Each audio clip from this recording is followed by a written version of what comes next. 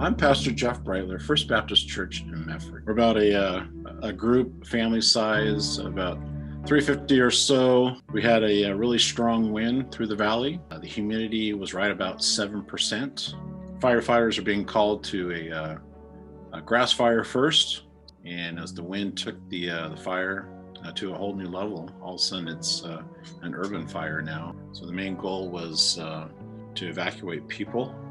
Fire suppression in some situations wasn't an option. The wind was so strong, the flames were so fierce, the heat was incredible. It was melting things very quickly. And before you know it, we went from a gray-white smoke to very black smoke. Really, it's hard to prepare for that.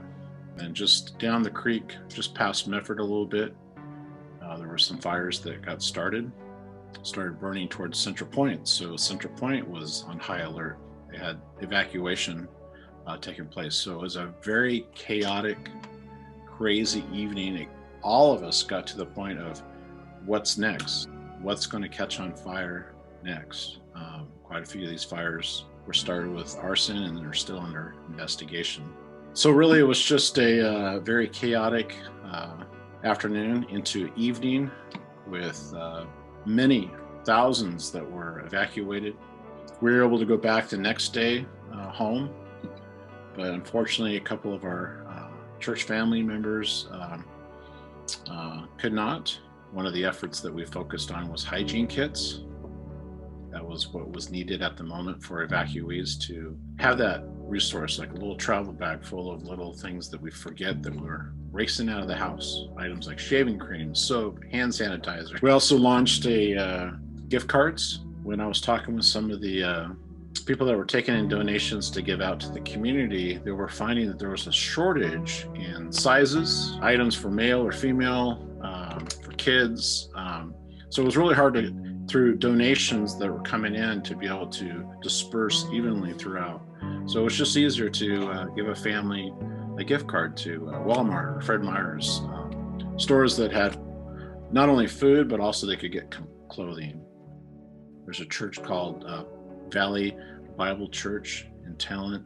They needed a place to continue to meet. They lost everything, the whole church. And so we are good friends with the pastor, Mark Lounsbury. And it just made sense for us to open up one of our rooms for them to use so they can continue to meet. So you can be praying for them. They're at a place where their property is being scraped. In the future, they're going to be rebuilding. They're going to go back, and they have some building plans. But in the meantime, they've been able to gather at our church property.